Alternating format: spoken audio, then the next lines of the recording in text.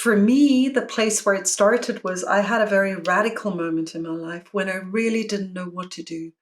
And I decided to go on a pilgrimage without money through my country of origin, South Africa. This was in 1991. Nelson Mandela had just been liberated, but the country was in a high point of violence. And I decided I am simply going to walk the land because I literally don't know what to do anymore. I was deeply involved in academia, doing my master's in cultural anthropology. I was deeply involved in social activism, working in the anti-apartheid movements. And none of that felt like it was actually touching the heart of what I was searching for.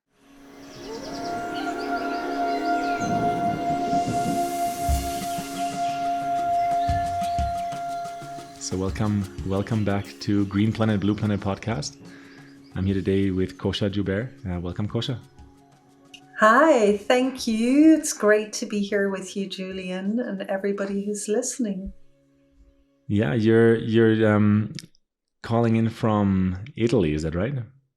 No, from Scotland. I live in the eco-village of Findhorn in Scotland, so far in the north. Pretty far north, yeah. Perfect. Originally Findhorn in from Scotland. South Africa, but this is I where don't know how I thought this was Italy, but it's Findhorn, Scotland. I think I had another eco-village in Italy somehow in my mind, but that's wonderful. And I do want to talk with you about all things eco-villages, but you just said it. You grew up in South Africa, kind of in. I remember us having a conversation. We talked about like kind of growing up in a broken world, right? Where communities were still in apartheid, and it had a big influence on you, if I remember that correctly. Do you mind taking us all the way back and how that kind of shaped your worldview in wanting to heal, those social dynamics in the world? Yeah, I mean, I think that most children, or as children, maybe I can make this a general statement, that we come into this world with a very open heart and so much love for our parents and those closest to us, but also for the world around us. And we start off in a state of connectedness where we sense what is happening around us, and we come with a natural expectation that others would be able to sense us as well. And it takes a while for us to realize that this is not necessarily the case in our cultures. And that our parents maybe don't feel us completely, or that the world around us is not built on the premise of connectedness, but in many cases a premise of separation. And that premise is, of course, taken to a high point of expression in a system of apartheid, where separation is expressed in a society where people of different so-called races are kept separate in different living environments, different schools, and different systems of privilege. So that is a pretty harsh form of injustice to grow up in. And, as a child, I think that, this is a long time ago. I'm over 50 now, but my memory is of being able to watch points of reference in the world outside of me that made no sense, that where I could taste injustice. And I started questioning the system that I was a part of as a child. And I was responded to in the system by denial, by explanations why it had to be this way. And there was a discrepancy that grew between me and the world around me. And to be quite honest, I think that many of the young people in the world are experiencing just this, like a discrepancy between what their hearts tell them and what they see in the world around us. And I've also come over the years of my life to find out more and more that the systems of privilege and systems of oppression are really globally organized and lead right back to those roots of separation. But it shaped me deeply, and it Hmm. became a motivator for me to firstly move out of the so-called safety of the mainstream that I found myself in, moving to Holland when I was 15, 16, and finding out that the mainstream there was a more refined system of global oppression. And then really going on a very deep search of, well, what would feel meaningful to me in this life, and how do I want to engage in this world? And yeah, I'm bringing that here today because I think that the the pain in this world is becoming more and more apparent, and that more and more young people are in a deep place of searching for other pathways. So I feel very close to all of Hmm. us that are searching different ways of being. Yeah, thank you so much for taking us on that journey for a few minutes here. And I agree with you. You know, your original statement that as children we're born with open hearts. We're born with this openness, this connectedness, right? And the world of separation, no matter actually where in the world we find it, but we very likely find it in these days that we live in. Um, it's an interesting puzzle to solve, right? In the sense that how do we how do we encounter a world that is somewhere between unjust and at times insane, with a Right. heart-centeredness, with an openness, with also in a way of forming trust. Sometimes people say trust is something we earn. I'm not sure if that's really true. Trust can be something we carry into the world, and spread.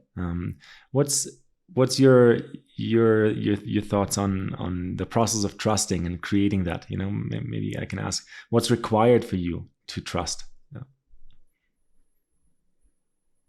Yeah, from my worldview, as we'll probably speak about later, like I spent around 30 years of my life deeply immersed in the regenerative community movement and the global eco-village network. And then really came to the point that I thought, oh, all these great intentions, these loving hearts, this beauty of expression of high dreams of humanity, and the extreme limitations of those, watching how high dreams run into resistance within ourselves, within the world, and then turning my focus point to look at what is the sand in the system. What is it that doesn't allow us to manifest our dreams fully in this world? And I came to work more and more fully with the energy of traumatic content, trauma of the past, ancestral, Mhm. historic, collective trauma, individual trauma that keeps us from, for instance, unfolding our full trust, but also finding a world that is worthy of our utter trust. At the moment, I think we're born into a traumatized world. That's how I would describe it, where um, the myth of normal, as Gabor Mate calls it, Mhm. where the myth of normal tells us this is how it is. We're naturally competitive. We're naturally in wars with each other. There's a natural scarcity of resources, and we're naturally fighting to get them. And, this is how it is. But in our heart of hearts, as Charles Eisenstein says, I believe that we know that this is not the highest truth, or many of the indigenous elders that are teaching us that as humans, there's something about taking our true place within the hoop of life, or the circle of all beings, where we can respect and support all other living beings around us. And I believe that that's where our systems start coming to rest, coming home, and actually reigniting trust, which I believe starts with starting to trust ourselves. Mhm. I can only trust myself if I feel that I can find my own place, and that my place is a place that I can sit in fully without feeling unethical. It's really hard to trust myself when I'm part of a system of destruction.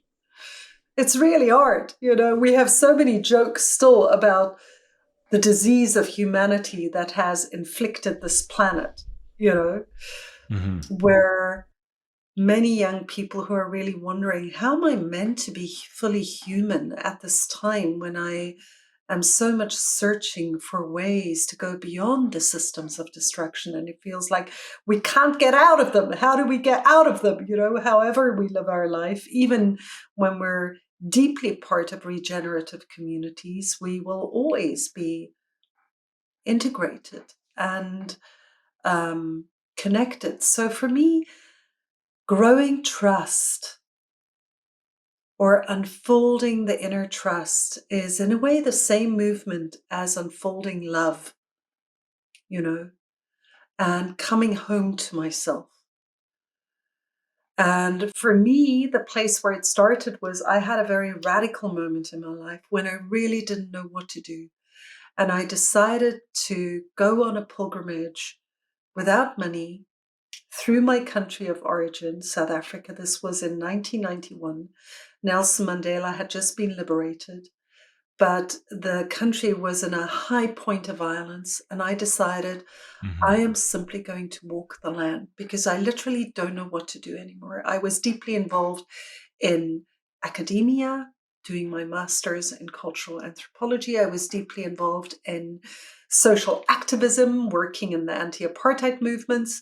And none of that felt like it was actually touching the heart of what I was searching for. I co-organized a conference for South African women in Amsterdam, where women who were in exile, women who were searched after in South Africa came together to grow a women's movement. And I had been studying linguistics and cultural anthropology with a dream of learning how to communicate across separation and cultural barriers. And at that conference, with these powerful women from all areas of life and all cultures of life in South Africa, I felt like such a guilt-ridden, white, young woman. And I literally realized that I didn't know how to communicate. I hadn't learned in university what I wanted to learn. I also realized that the flow, the waves of evolution in humanity was leading to apartheid being dismantled. Nelson Mandela had been liberated. The time was ripe, and I was no longer needed. My activism was no longer needed for that. It was happening. So Mm-hmm. I realized that neither of those pathways were my pathways. Political activism, the fighting against the existing systems, or the academia, that it was too much of a distance to life. I wanted to be fully immersed in life, but I didn't know where to go. And my path led me to a pathway without money, because I had issues with where money came from and how it was shared. And yeah. And I went on this walk. I went on a walk. And it's very simple, very deep fears that came up in me. As a young white woman, I was 23 at the time, walking into a society that was extremely highly violent at that time, where I had been told, as a young white woman, I would be raped, I would be murdered as soon as I walk out, especially into Black townships. That's the story I was told. And I just started walking up the coast of South Africa and walking through different areas, through townships, and it changed me inside out, completely and utterly. It started off by realizing that actually the white people, especially the white men I was meeting, were by far more dangerous to me than the Black men. And really transforming my inner, the hidden racism that so many of us grow up with, Mm. Um, Yeah. and It's what a it's heartbreaking, interesting. story That's to be part of. And more than that, I found myself existing in a world where I was walking without money in a country where poverty was high, and just noticing, because I didn't want to carry anything with me. You know, I felt like it would be stolen off me. It would just make me more of a you know, somebody who can be stolen from. If I just walked with nothing, there would be nothing to take. So, you know, of what interest would I be? And the amazing thing was that how little I needed to survive, how little we need to survive, and how much generosity I met in people. I mean, of course, I was like a complete and utter unknown being, you know, walking up the coast. I slept on the beach on a thin blanket. You know, I had very few clothes with me. And I just looked at, where can I get water? Where can I get something to eat? And just found my way and swam across the big rivers. And that is what broke down the barriers between me and the world. And it broke wow. down the barriers between me and nature. You know, Mm. I was afraid of nature. How many of us are afraid of Yeah. nature? We're afraid of spiders. We're afraid of scorpions. But we're also just afraid of space or the ocean or the sky or sleeping alone in the dark or walking in the dark or crossing a river, you know, a fish, or we're like afraid of. Anyway, for me, breaking down those fears inside myself was amazing. I got to know the night sky. I got to know the beauty of flowers, of the ripples of the ocean, waking up in the early dawn, watching the sunrise, you know, walking down the beach and finding the most beautiful shell as if it was a gift of the ocean to me, watching the patterning of flowers, you know, how the number 5, the number 7 keeps returning, the insects that visit certain plants. So it was just like a homecoming to my land, the land that my body was born into, that I love, the smells, the beauty, and my home and my body has never been the same. Like I came home to my I body, believe I that. Yeah. came home to the planet, and I came home to the universe by being naked within it.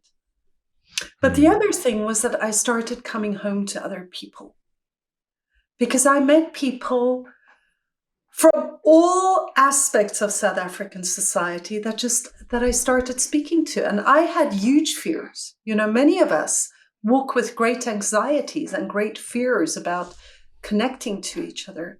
But the nakedness which I brought to the situation, which was really born of a complete and utter not knowing what else to do. You know, I could have committed suicide, but I don't have any cell in my body that is interested in suicide. So this was kind of the alternative to me.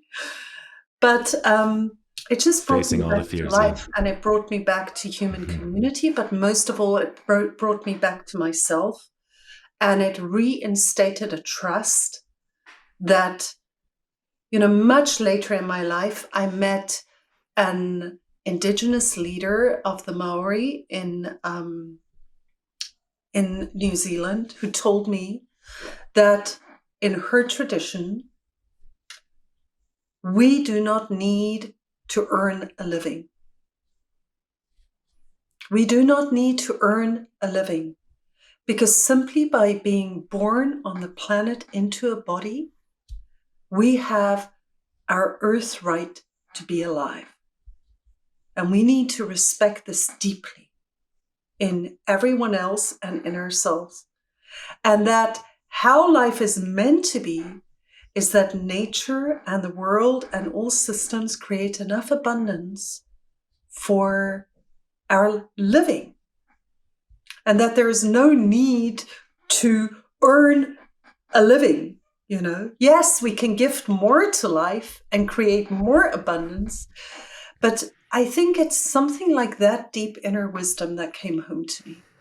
That the whole story about how much we have to work, how much we have to do things that we don't want to do, how much we have to develop a career, adapt to mainstream society, to build a big house in order to be able to survive, that all of that fell away and I came home. And from that place, my trust was reinstated and I feel like I could find a different pathway into life. So that's a bit of a long response. Beautiful. But Yeah. I think many of us might have a response a bit like this of the places. I saw your story about going to family in Latin America as a young person and finding It definitely home did a very there. similar thing to me. Yeah. Yeah, I It think many of changed us have a the story fear of the like world. Yeah. This myth you mentioned it earlier, right? The myth of separation. I think it starts with the myth that we're at war with the natural world, and you mentioned that as well, right? Like we can be afraid of so many things in the natural world. I mean, truth be told, I definitely grew up being afraid of spiders in a country where there were no dangerous spiders. So I don't know where that came from, but it over time it did evolve to realize, and I think this is what regeneration and the regenerative movement is all about, right? Is understanding that there's a natural principle at play, that is the intelligence of life, that is kind of inviting us at all steps along the way to come into synergy, to come into a form of sharing that path between all living beings, the natural world, the human world, flora, fauna, all of it, right? And so it's sometimes really hard to picture for people that are still living in the story of fear, mistrust, or separation. And as you said at the very beginning, it's also very difficult, or maybe even not needed, to blame people that feel that separation, because most of us grow up in a world where at first you are faced with that kind of contrast, and it's like, oh wow, what is going on out there? But if we don't lose that purity in our hearts, that knowing in our hearts, that knows this is not actually the entire truth. In my experience, having interviewed many people about this, and meeting even more people in the world, no matter where I go, this is like a shared human gift that we actually are all in an interplay with life, and many of us, many more maybe than we think, are realizing that, and are realizing that the story of separation that is kind of over our heads through mainstream media, or like the systems of power at play, that those stories are they're less and less appealing. I believe the stronger the contrast gets, the less they are appealing to people. In your case, it inspired you, right? This pilgrimage and coming back home to yourself, as it sounds like, and then therefore life at large, and other people. It inspired you to steward and build this eco village network, right? This global network, or at least be part of driving this movement, right? And I'd love to hear how where that then became maybe the next logical consequence for you, that you have to be part of building a life affirming movement, a regenerative movement, rather than trying to fight, like you said earlier, through academia or political resistance. And I believe many people go through this notion that yes, academia and knowing all the answers, or standing up for what is smart and intelligent to do, or political resistance can be appealing for a while, but then it seems like a very powerless lever compared to simply building the world we believe in, to standing up for the world Yeah. that our hearts do know is possible. Yeah, I mean, in the meantime, I must say that I really feel that each of us has our own pathway, and academia is amazing. It has a lot of power also, right? But it wasn't my path. Maybe it's not your path. And so what happened concretely was that I ran at the end of this pilgrimage, I ran in one of the homelands, I ran into a community where Black and white people were living together and growing community together. And I suddenly realized that this was doing something that even the Truth and Reconciliation Committee couldn't do. It was like re-knitting the fabric of society bottom up. And I realized that I could understand this, and I could understand how bringing community concepts out into the world, growing community in the world in a way that reknits the connectedness of all life, how this would be incredibly powerful. And that's what I then completely swam in for the next 30 years. So firstly, finding that this was again, a natural next step in humanity, like growing a system that had become destructive, meant that also a natural spin-off was people aware of that who were setting out for the high dream of, within that system or islands in that system, growing regenerative communities. And we grew a global network of the Global Eco-Village Network, deeply linked to, for instance, the Foundation for Intentional Communities and other intentional community movements, the co-housing movement, transition town movement, the permaculture movement.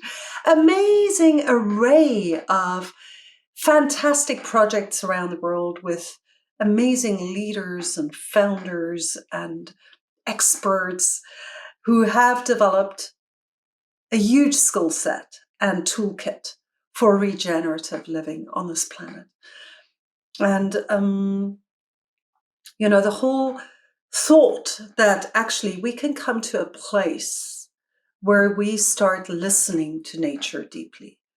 And as we listen, we naturally start finding our place as a co-creator in nature. And we support certain species. We bring in certain support systems just to help abundance to grow faster, and how we can restore natural systems. Currently, we have the amazing ecosystem restoration movement that has grown out of this.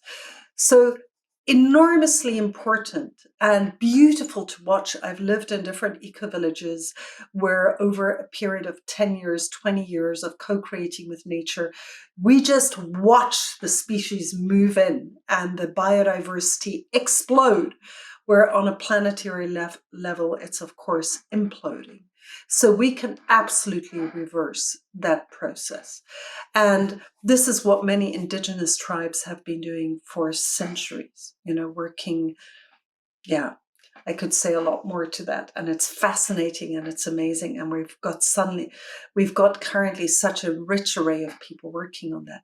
But at the same time, also economic restoration, that we can work with our economic systems in a way that are restorative, where we have local currencies, where we work with social entrepreneurship to really support life through business.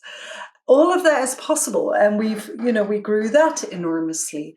And cultural regeneration, because we have so impoverished the cultures of our world. So to really celebrate the diversity and the richness of culture. And we developed a lot of tools for social regeneration. How can we actually work with conflict in a way that makes it fruitful? How can we process who we are? And yeah, that's the area where I've always had a focus point, also from my background, but that kept growing.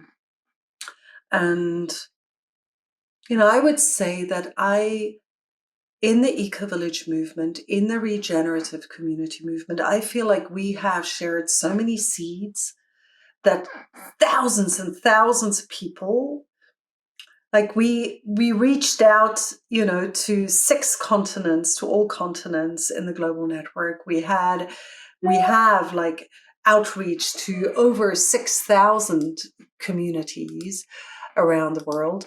And yet, I feel like we've come to a time where a certain model of regenerative initiatives, which are more separate from mainstream, where here we have an island of regenerative life, and here we have mainstream, that we're coming to the end of that model. And even to a model where we say, here I have the purity of wholesomeness and love in my heart, and there in the mainstream is somehow the impurity of holding on to fear. We've come to the end of that story. And more and more, we're coming to a time of more intricacy, where we understand that this is a new pattern a regenerative pattern that has already infiltrated mainstream, that has infiltrated many mainstream political systems, mainstream businesses.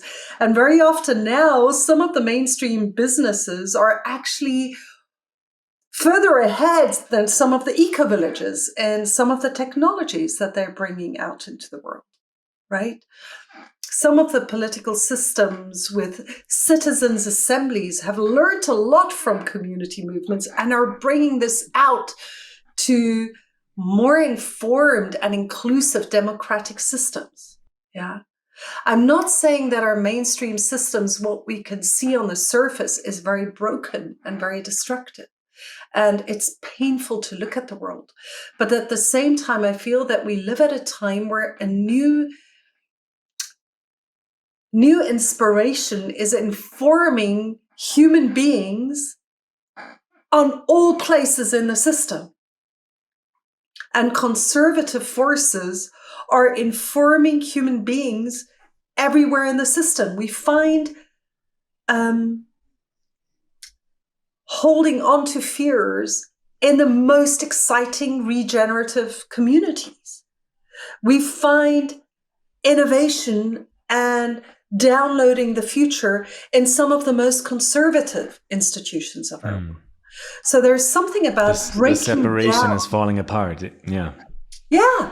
And that is the true breaking up of separation, because it was as if for many decades now, there was a new separation between the left and the right, between, and now that we start understanding, wow, I'm carrying the fear in my heart. And we are so deeply connected as a collective nervous system that this fear lives between us. And we're in this together. There's no easy way to say this. We are in this together, literally. I mean, this was at some of the United Nations climate conferences. This was the big sentence, we're in this together. And I remember when there was this indigenous boat at the center of the entrance hall to symbolize that we can only come through this as the whole of humanity. Yeah.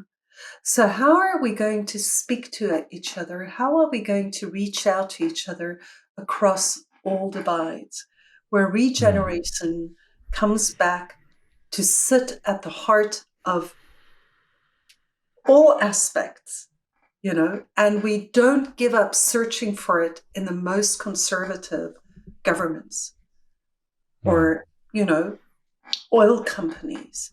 And yeah, like how you painted that picture, that no matter which place at this point is being infiltrated by that intelligence in life, by that regenerative movement, by that awareness that flows through so many people, right? Like in a story of interconnection and interbeing, that is an alive principle. That's not just something we need to learn and understand in an academic sense, but it's already intrinsically in us. And when we start listening, doesn't matter if you work for an oil company or, if it's the United Nations, these messages will arise. And at some point, hopefully, just to push back a little bit, but sometimes it can seem like that it's a bunch of virtue signaling without a lot of follow-up action or without a lot of follow-up integration. But I think just by it arising already, and maybe the signaling is the first step, right? More inclusivity is the first step, but then it'll also over time absolutely lead to a complete different form of leadership. I think where there's many people, the two of us included, that are demanding this from the place of heart, where it's just a very clear, this is the world we give our best to live every day, right? This is the integrity that we can stand for as individuals. And then that's also the world we want to see on the outside, rather than maybe just continuing to point the finger, which would be the separation. Yeah, absolutely. And you're not pushing back. I'm with you. I'm with you in that place of grieving when I look at the world.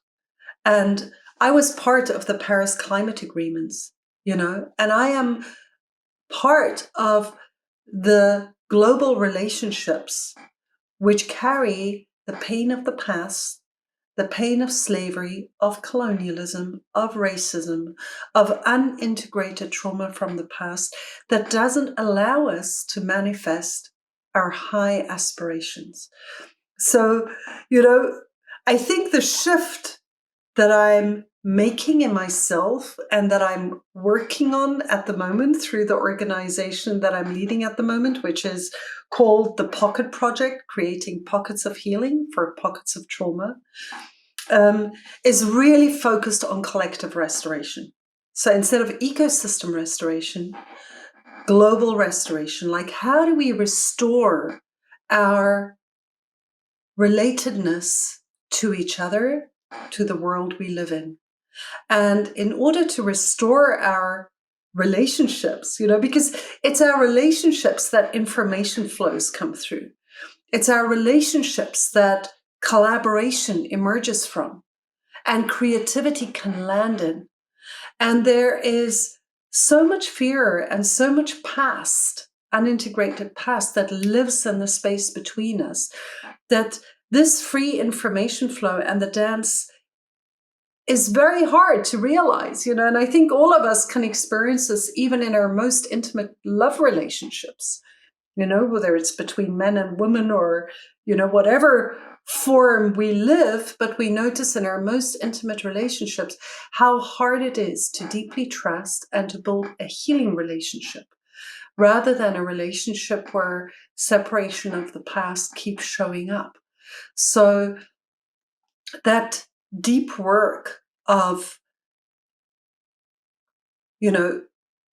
becoming aware of the depth of pain that sits between us, and then becoming more willing to be with it and to start sitting in it so that we can start melting it. And I'm literally speaking about, from the relationship to my husband. I'm married, how do I melt the pain that comes to me from generations of women living in patriarchy, experiencing sexual abuse, experiencing domestic abuse. How do I melt that history in me as I meet my husband to rebuild a co-creative love between men and women?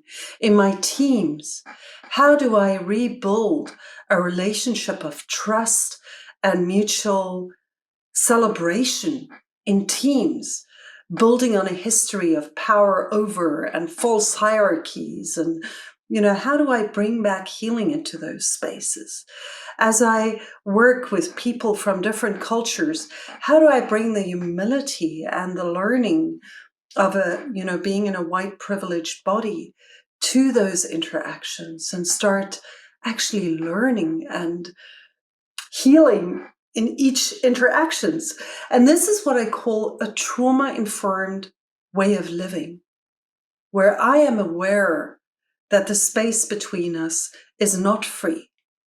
It's not open.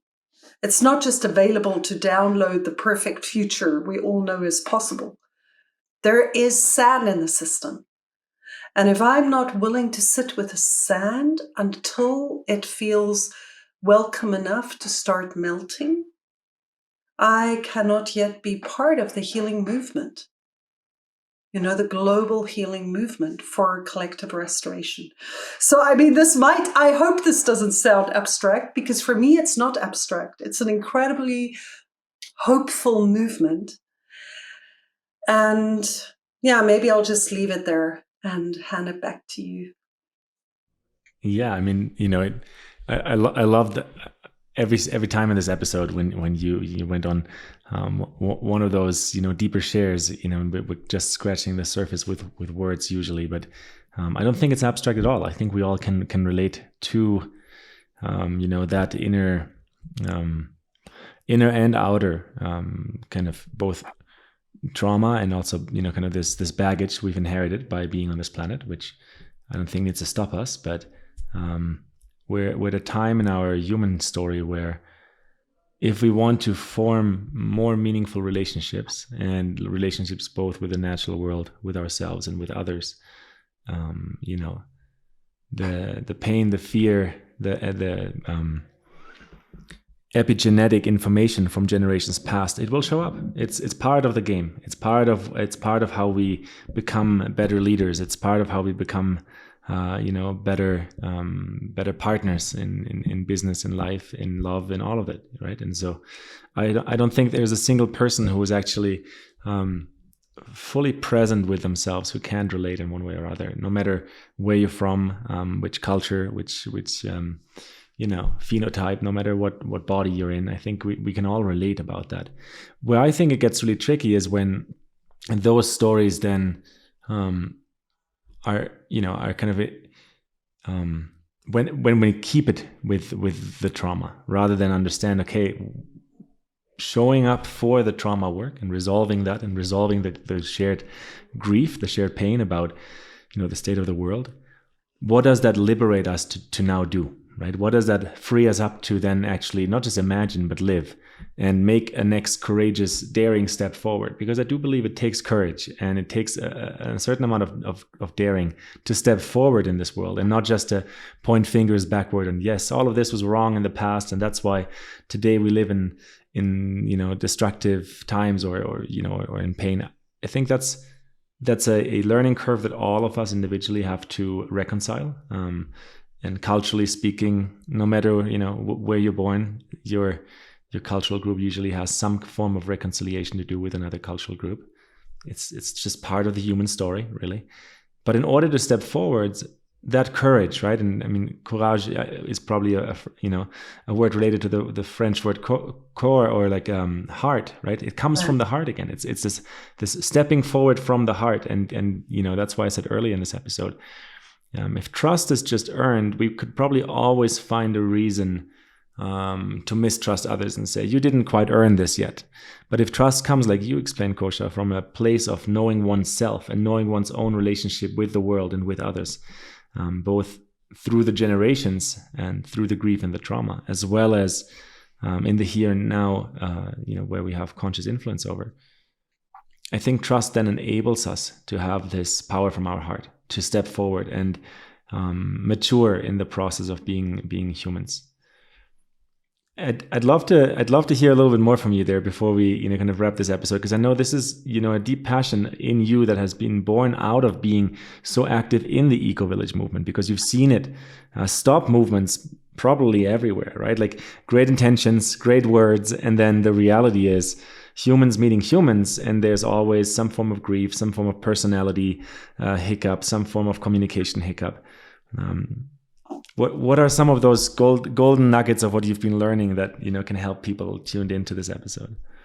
Yeah, beautiful, and I like how you've put it. So I would say part of our culture is also not to want to look at the past because it's holding us back, right? And trauma, the definition of trauma is also overwhelming experience which our nervous system can't process. So it puts it aside for later. And humanity has had many of those experiences, collective, ancestral, individual, that we've put aside, and we're not aware of them. They move us unconsciously. It's what creates, you could say 50% of our world today is created from trauma in an unconscious way. That is the myth of normal. And the other half of our society, I mean, this is very simplistic saying 50-50, is created from free life energy, from true creativity, from resourcing and resilience and the wisdom and learning from previous generations. So we have these two streams coming to us: the unconscious traumatic material and the resourcing and wisdom of integrated experience, And this is the part that is hidden. We can see its effects, the separation, how we end up reaching a ceiling in the development of our projects, and then they start breaking down again.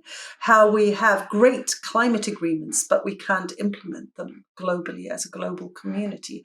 All of these, so we can see all the symptoms. How we have high dreams when we start a new love relationship, and then we run into the same patterns that we recognize from previous relationships again, So there's a lot of unconscious driving force in this.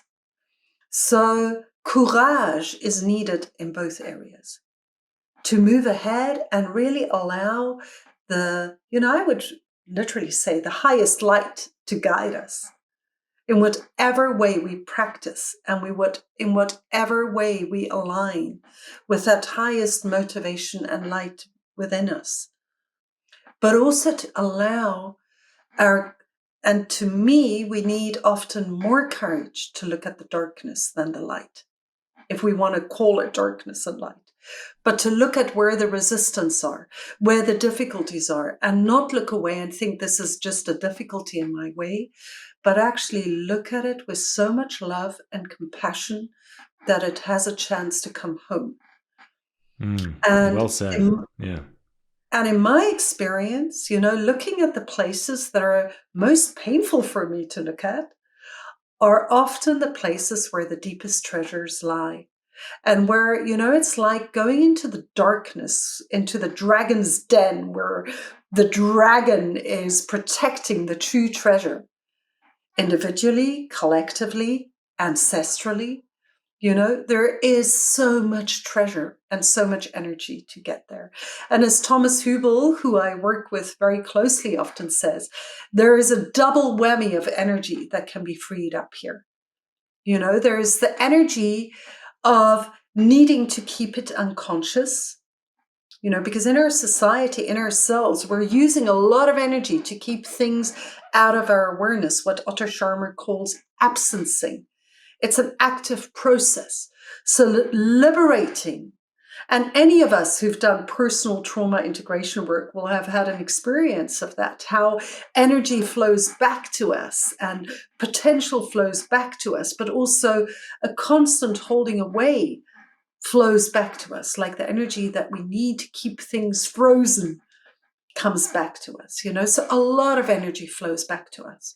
And when we bring that to our moving forward, it becomes like a balanced walk where we don't get stuck in processing the grief of the past. No, we walk a balanced life, but we allow life to guide us.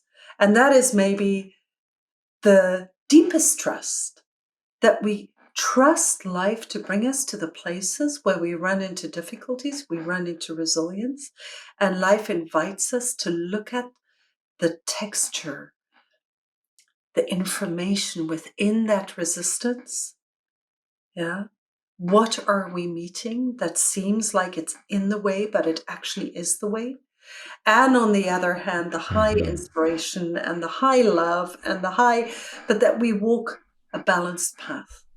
And that is really what I think true regeneration